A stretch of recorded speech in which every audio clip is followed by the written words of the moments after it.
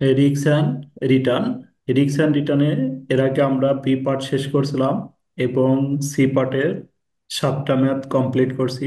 আজকে আমরা 8 নম্বর ম্যাথটা সলভ করে দিব। দেখেন, the following information is available for stock X Y Z. এই যে 8 নম্বর ম্যাথটা, এই ম্যাথটা যদি আমরা সলভ করতে পারি তাহলে এই নিয়মে আমাদের মিনিমাম 40-50টা ম্যাথ আছে বইয়ের ভিতরে। একটা ম্যাথ করতে পারলে আমরা 40-50টা সব ম্যাথগুলোই করতে পারবো। সবাই একটু ধৈর্য সহকারে 8 নম্বরটা ভালোভাবে চেষ্টা করব। দেখেন, আশা করি ক্লাস A to Z শেষ করলে অবশ্যই বুঝতে পারবেন। তারপরেও যদি কোনো সমস্যা থাকে অবশ্যই জানাবেন, যে এখানে বুঝে নেই আবার বুঝে দেওয়া হবে। প্রবলেম 8, এখানে আমাদের বলছে মার্কেট সিচুয়েশন। একটা হচ্ছে bear market, normal market, bull market. এখানে আমাদের দেওয়া রয়েছে প্রবাবিলিটি। প্রবাবিলিটি মানে সম্ভাবনা দেওয়া রয়েছে। আর এখানে দেওয়া রয়েছে stock X, stock Y, stock Z. মানে এই যে স্টক এক্স এর যে মান দেওয়া রয়েছে, এটাকে আমরা ধরবো হচ্ছে রিটার্ন। এটাকে আমরা ওয়াই এর ধরবো, এটাও রিটার্ন। এটা আমরা জেড এর ধরবো রিটার্ন। তাহলে আমাদের কি দেওয়া রয়েছে? প্রবাবিলিটি দেওয়া রয়েছে এবং রিটার্ন দেওয়া রয়েছে। প্রবাবিলিটি এবং রিটার্ন দিয়ে আমাদের বলছে, 1 নম্বর রিকোয়ারমেন্টে বলছে calculate the expected rate of return for each stock. Expected rate of return each stock, প্রত্যেকটা স্টকের এক্সপেক্টেড রেট অফ রিটার্ন নির্ণয় করতে বলছে। তাহলে আমরা জানি, আমরা কিন্তু সূত্রে আগেই শিখছিলাম যে আমাদের যদি প্রবাবিলিটি এবং রিটার্ন দেওয়া থাকে, যে রিটার্ন অ্যান্ড প্রবাবিলিটি দেওয়া থাকিলে এক্সপেক্টেড রেট অফ রিটার্নের সূত্র আমাদের এই যে এটা, যে R1 × P1, R2 × P2, এভাবে আমাদের চলতে থাকবে, যে কবার দেওয়া থাকবে। তাহলে আমাদের কোশ্চেনে কি রয়েছে? এক্সপেক্টেড রেট অফ আমাদের রয়েছে হচ্ছে রিটার্ন এবং প্রবাবিলিটি। আমাদের বের করতে বলছে এক্সপেক্টেড রেট অফ রিটার্ন। তাহলে আমরা এই যে এখানে লিখে নিলাম। দেখো, determination of expected rate of return using CAPM। Expected rate of return সূত্র হচ্ছে R1 × P1 plus R2 × P2 plus R3 × P3। তাহলে আমরা প্রথমে লিখবো হচ্ছে তিনটারটা বের করব, এক্স এরটা বের করব আগে। তাহলে লিখবো ফর এক্স। তাহলে এক্স এর R1 হচ্ছে আমাদের 10%। এক্স এর R1 হচ্ছে 10%, মানে এই যে 10 লিখলাম। আমি ইচ্ছা করলে এখানে 0.10ও দিতে পারবো। আর প্রবাবিলিটির প্রথমটা হচ্ছে 0.20, তাহলে 0.20 লিখলাম। তারপরে হচ্ছে এই এক্স এর রিটার্ন হচ্ছে আমাদের 2%, তাহলে শুধু 2 লিখলাম।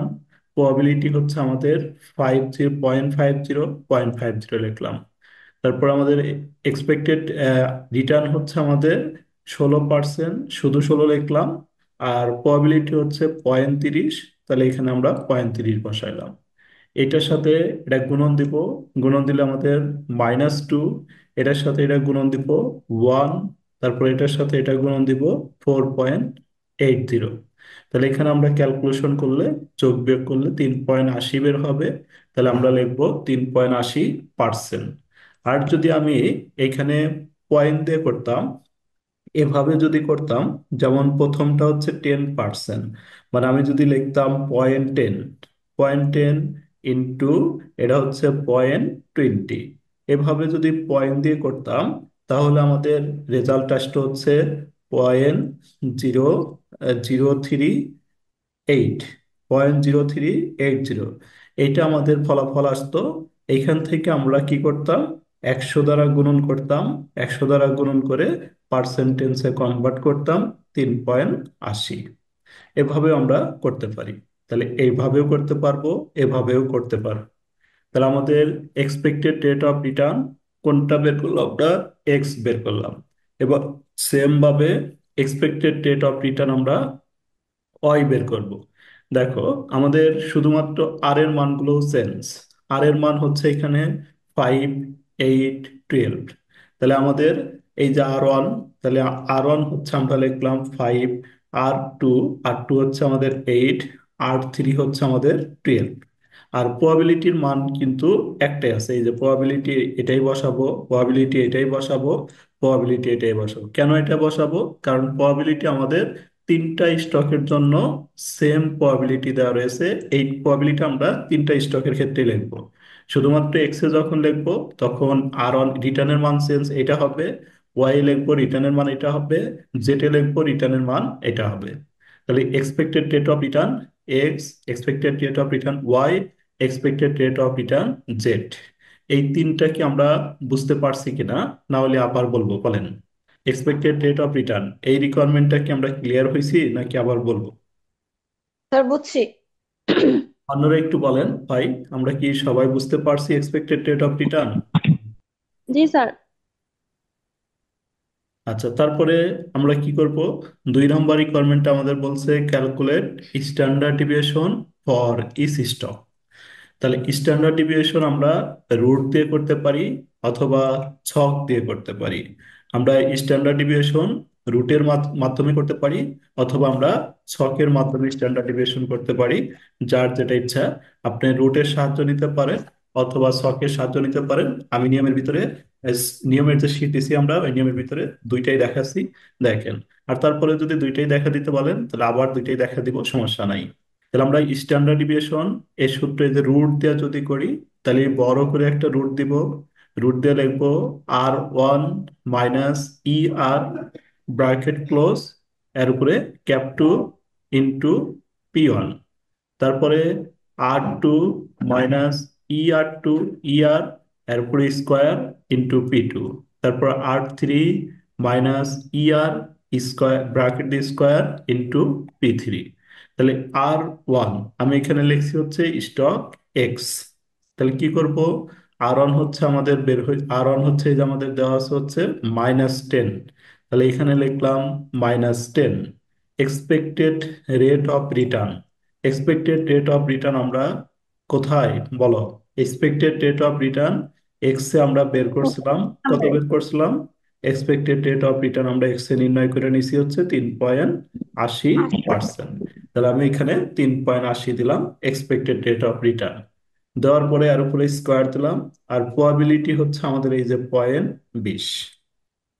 তারপর আমাদের সেকেন্ডটা লিখবো এই যে R2 হচ্ছে 2 এক্সপেক্টেড রেট অফ রিটার্ন, এটাই হবে 3.20। এরপর স্কোয়ার, প্রবাবিলিটি হচ্ছে আমাদের 0.50। এরপরে রিটার্ন হচ্ছে আমাদের 16%, তাহলে 16 লিখলাম। Are expected rate of return 3.80 লিখলাম। প্রবাবিলিটিটা হচ্ছে আমাদের এটা। তাহলে আমরা যাদের কাছে ক্যালকুলেটর আছে তারা একটু ক্যালকুলেশন করে নিই। ক্যালকুলেশনে আমরা এভাবে লিখবো।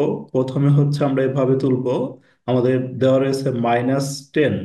তাহলে লিখবো -10 মাইনাস, তিন ব্রাকেট দিব আগে, ব্রাকেট দিয়ে -10 মাইনাস 3.80 ব্রাকেট ক্লোজ।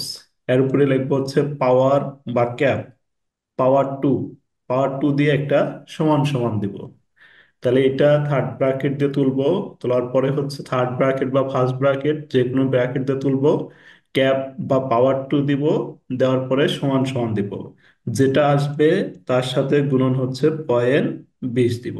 দেখো তো আমাদের এই যে এই মানটা আসে কিনা। জি স্যার, আসছে। তারপরে আমরা সেম ভাবে এটা ক্যালকুলেশন করব, সেম ভাবে এটা ক্যালকুলেশন করব। তাহলে আমাদের তিনটা মান আসবে। এই তিনটা মান আমরা যোগ করব, যোগ করলে এই মানটা আসবে। তারপরে এটাকে আমরা রুট করলে আমাদের মানটা চলে আসবে। তাহলে স্ট্যান্ডার্ড ডিভিয়েশন আমরা একটা বের করলাম। সেম এইভাবে কি বাকি দুইটা কি করতে পারবো ভাই জি বলেন? স্যার, পারবো। জি স্যার। বুঝাতে পারবো নাকি পারবো বাকি দুইটা? এই যে এখানে কিন্তু আমাদের করে দেওয়া আছে, দেখেন। এই যে ওয়াই এবং জেড করে দেওয়া আছে। আমরা কি করতে পারবো নাকি করে দিব স্যার, বলেন? পারবো। কথা বলেন অন্য, শুধু আফিয়া কথা বলতেছে কিন্তু অন্যরা একটু বলেন। আপনাদের যদি কারো কোনো প্রবলেম থাকে। লুবনা ইয়াসমিন বুঝতে পারছো? জি স্যার। সবাইকে ভাই একটু কথা বলতে হবে, অ্যাক্টিভ থাকতে হবে। আচ্ছা, তারপরে আমাদের কি বললো? তাহলে আমি পরে রিকোয়ারমেন্টে চলে গেলাম কিন্তু। যদি সমস্যা থাকে আমরা যতক্ষণ সমস্যা থাকবে এতক্ষণ বুঝে নিব, সমস্যা রেখে আমরা পার হব না। তাহলে আমাদের কি হলো? আমরা করলাম হচ্ছে 1 নম্বর রিকোয়ারমেন্ট, 2 নম্বর রিকোয়ারমেন্ট। তারপর আমাদের 3 নম্বর রিকোয়ারমেন্টে কি বলে দিছে? 3 নম্বর রিকোয়ারমেন্টে বলছে assume mister assume mister Rubel, assume mister Rubel. দেখেন, 3 নম্বর রিকোয়ারমেন্ট আমাদের বলছে হচ্ছে assume mister Rubel invest his টাকা 5 লাখ পোর্টফোলিও। পোর্টফোলিও মানে এই যে stock X, stock Y, Z. Mister Rubel তার এই 5 লক্ষ টাকা এই তিনটা প্রজেক্টে বিনিয়োগ করবে। এক্স এ বিনিয়োগ করবে, ওয়াই এ বিনিয়োগ করবে, জেড এ বিনিয়োগ করবে। যে মিস্টার রুবেল হচ্ছে এই 5 লাখ টাকা তিনটা তিনটা প্রজেক্টে বিনিয়োগ করবে। এখানে বলে দিছে আমাদের, দেখো, যে ইনটু এক্স টাকা 1 লাখ। তাহলে এক্স এ বিনিয়োগ করবে হচ্ছে 1 লক্ষ টাকা। তাহলে আমাদের টোটাল টাকা হচ্ছে কত? 5 লাখ। তাহলে এই যে 5 লাখ টাকা যে বিনিয়োগ, এই 5 লাখ টাকার মধ্যে এক্স এ বিনিয়োগ হচ্ছে 1 লক্ষ টাকা। তাহলে এক্স এর টাকাটা আমরা এখান থেকে বিয়োগ করে দিলাম। তাহলে আমাদের বাকি টাকা থাকলো 4 লাখ টাকা। এই বাকি 4 লাখ টাকা আমরা কি করব? এখানে বলে দিছে রেস্ট। এই রেস্ট মানে অবশিষ্ট। তাহলে অবশিষ্ট কত থাকলো আমাদের? বলো, অবশিষ্ট কত থাকলো? লাখ। চার। 4 লাখ। তাহলে 4 লাখ এই টাকা। 4 লাখ টাকা আমরা কি করব? এখানে বলে দিছে আমাদের আমি দেন কোয়েলি ভাগ করে দিব। ইকুয়ালি। ইকুয়ালি মানে কি? সমানভাবে বিনিয়োগ করব into stock Y and Z. তাহলে ওয়াই এ কত টাকা বিনিয়োগ করব? ওয়াই এ কত বিনিয়োগ করব বলো? ওয়াই এ দুই কত লাখ বিনিয়োগ দুই করব? লাখ ওয়াই হচ্ছে আমরা 2 লক্ষ টাকা বিনিয়োগ করব, এবং জেটে হচ্ছে আমরা কত টাকা বিনিয়োগ করব? জেটে বিনিয়োগ করব 2 লাখ। 2 লাখ। তাহলে আমাদের 5 লাখ টাকার মধ্যে বলছে এক্স এ 1 লাখ টাকা বিনিয়োগ হবে, ওয়াই এ 2 লাখ টাকা বিনিয়োগ হবে, জেটে 2 লাখ টাকা বিনিয়োগ হবে। তো এখান থেকে আমাদের এইভাবে বলছে what is your portfolio return. তাহলে পোর্টফোলিও রিটার্নের জন্য আমরা একটা সূত্র জানি। আমরা সূত্রের পেজে এটা লিখে দিছি। পোর্টফোলিও রিটার্নের সূত্র হচ্ছে আমাদের কি সূত্র? E R P. E R P, expected portfolio expected rate of return. Portfolio expected rate of রিটার্নের সূত্র হচ্ছে আমাদের কি? ই আর, বলেন কি হবে? E R X, expected rate of return x, তারপরে হচ্ছে ডাব্লু এক্স, তারপরে কি হবে আফিয়া? E R Y E R Y W into Y, E R Y into W Y. তারপরে আমাদের আরেকটা রয়েছে, তাহলে ওইটা আমরা লিখবো E R Z. Z, W Z. তাহলে এইখানে আমাদের যে প্রবলেমটা, আমরা তো 1 নাম্বার রিকোয়ারমেন্টে এক্সপেক্টেড রেট অফ রিটার্ন বের করছি। এই যে এই রিকোয়ারমেন্টে আমরা তিনটার এক্সপেক্টেড রেট অফ রিটার্ন বের করছি না? বলেন। স্যার। তাহলে expected rate of return x বের করা আছে, expected rate of return YO বের করা আছে, এক্সপেক্টেড রেট অফ রিটার্ন জেডও বের করা আছে। কিন্তু আমাদের এই অঙ্কের যে প্রবলেমটা, প্রবলেমটা হচ্ছে আমাদের ডাব্লু এক্স নাই, ডাব্লু ওয়াই নাই, ডাব্লু জেড নাই। তাহলে ডাব্লুর মানটা আমরা বের করব। তাহলে ডাব্লুর মানগুলো আমরা যে বের করব কিভাবে? এই যে ডাব্লু এক্স। তাহলে ডাব্লু এক্সটা আমরা কিভাবে বের করব? দেখো, আমাদের এক্স এ বিনিয়োগ কত? এক্স এ যে বিনিয়োগ, এই বিনিয়োগটা আমরা উপরে লিখবো। এক্স এ বিনিয়োগ কত বলো? এক্স এ কত টাকা বিনিয়োগ করবে 5 লাখের মধ্যে? স্যার 1 লাখ। এক এক লাখ লাখ টাকা বিনিয়োগ করবে। তাহলে আমরা উপরে লিখবো হচ্ছে 1 লাখ, আর ডিভাইডেড নিচে লিখবো হচ্ছে টোটাল বিনিয়োগ হচ্ছে আমাদের 5 লক্ষ টাকা। তাহলে 1 লাখ ভাগ হচ্ছে 5 লাখ। তাহলে এটা আমাদের হবে কত? ভাগ করলে কত হয়? 0.20 স্যার নাকি? 0.20। আচ্ছা, 0.20। তারপরে ডাব্লু ওয়াই। ওয়াই এ তাহলে কিভাবে বের করতে পারি আমরা? ওয়াই দুই আমাদের লাখ ভাগ বিনিয়োগ হচ্ছে 5 লাখ। 2 লাখ। তাহলে ওয়াই এর বিনিয়োগ হচ্ছে আমাদের 2 লক্ষ টাকা।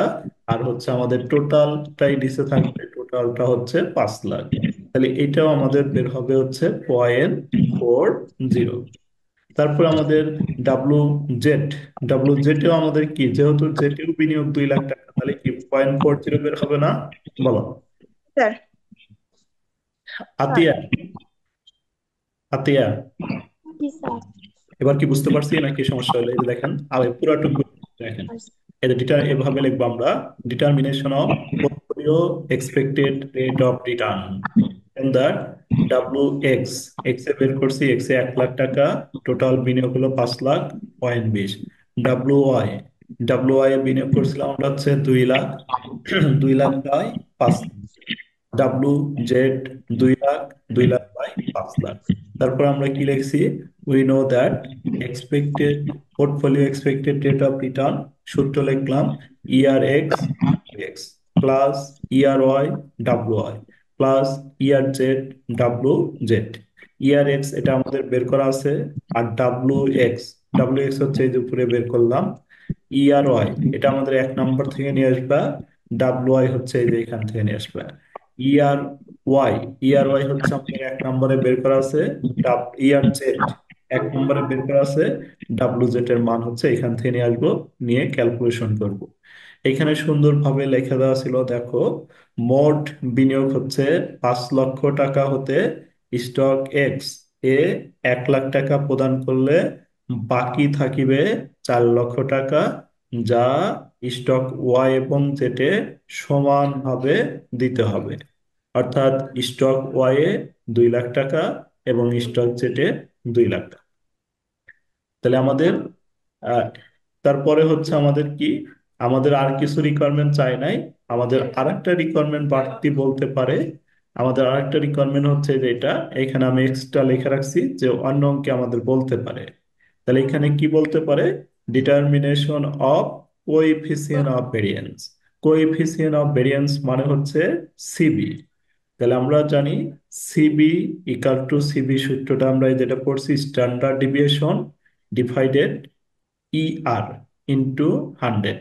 তাহলে স্ট্যান্ডার্ড ডিভিয়েশন আমাদের বের করা আছে, এক্সপেক্টেড রেট অফ রিটার্নও বের করা আছে। তাহলে আমরা দিয়ে ক্যালকুলেশন করলে হয়ে যাবে। এভাবে তিনটার তা বের করব। তাহলে স্টক বের করার পর এখানে আমাদের একটা কমেন্ট বলতে পারে। যদি কমেন্ট বলে, তাহলে আমরা এখানে নোট করে রাখছি দেখেন, মোর রিক্সি থাকিলে সিবি কোনটা নিতে হবে? বড়টি। বড়টি। মোর রিক্সি থাকিলে সিবি বড়টা নিতে হবে। যদি মোর রিক্সি বলা থাকে সিবি বড়টা, অন্য সকল ক্ষেত্রে সিবি ছোটটি নিতে হবে কমেন্টের ক্ষেত্রে। আমরা কি ক্লিয়ার বুঝতে পারলাম, না কারো কোনো প্রবলেম হইলো বলেন? ক্লিয়ার বুঝতে পারছি? জি স্যার। আচ্ছা, যদি আমাদের কোনো রিকোয়ারমেন্ট না বলে, কোনো রিকোয়ারমেন্ট না বলে আমাদের বললো যে which stock is risky, which stock is risky বললে পরে আমাদের কি বের করতে হবে বলো তো? হুইচ স্টক ইজ রিস্কি বললে আমাদের বের স্যার করতে টিভি হবে কার বড়টি নিতে হবে। নাম বের করতে হবে, এটা বের করতে হবে না? বলো। স্যার। আর সিবির মানের জন্য কি দরকার? আমাকে এক্সপেক্টেড রেট অফ রিটার্নও বের করতে হবে, স্ট্যান্ডার্ড ডিভিয়েশনও বের করতে হবে। তাহলে শুধু যদি আমি সিবি নির্ণয় করতে বলি, শুধু সিবি মানে কি, কমেন্ট চাইলে সিবি বের করব। আর এই সিবি বের করে সিবির সাথে আমাদের কি জড়িত? স্ট্যান্ডার্ড ডিভিয়েশনও জড়িত, এক্সপেক্টেড রেট অফ রিটার্নও জড়িত। তাহলে আমরা যদি এই শুধু সিবি নির্ণয় করি, তার মানে কি আমাকে স্ট্যান্ডার্ড ডিভিয়েশন করতে হবে, এক্সপেক্টেড রেট অফ রিটার্ন করতে হবে, তারপরে সে আমরা সিবি নির্ণয় করতে পারবো। তাহলে আমাদের এই যে এখানে দেখো, আমাদের পরের ম্যাথটা যেটা হোমওয়ার্কে আমরা রাখছি, এখানে বলছে হুইচ স্টক ইজ রিস্কি। বলো তো এখানে কি বের করবো আমরা? হুইচ স্টক ইজ রিস্কি কি বের করবো? স্যার সিবি বের করবো। সিবি বের করবো। সিবি বের কর, সিবি সূত্র হচ্ছে আমাদের কি, সিগমা বা স্ট্যান্ডার্ড ডিভিয়েশন বা ডিভাইডেড ডিভাইডেড 100। ই আর ইন্টু হচ্ছে কত, স্ট্যান্ডার্ড ডিভিয়েশন ডিভাইডেড ই আর ইন্টু হচ্ছে 100। এটাতে আমরা সিবি নির্ণয় করব। সিবি বের করার জন্য কি করতে হবে আমাকে? এক্সপেক্টেড রেট অফ রিটার্ন বের করতে হবে, স্ট্যান্ডার্ড ডিভিয়েশন বের করতে হবে। তাহলে কয়টারটা বের করব? একটা স্টক এ, একটা স্টক বি, দুইটারটা বের করে তারপরে এখানে কমেন্টে কোনটা নিব, সিবি বড়টা নিব নাকি ছোটটা নিব? স্যার ছোটটা। ছোটটা নিব। মোরিক্সি নাই, এজন্য আমরা ছোটটা নিব। তারপরে আমাদের এই যে আরেকটা ম্যাথ হোমওয়ার্কে রাখা হয়েছে, এটা আমাদের কি বলছে দেখো, এখানে তিনটাই বলে দিছে, expected rate of return two stock, standard deviation two stock, which stock is more risky. তাহলে এখানে সিবি কোনটা নিব? স্যার বড়টা।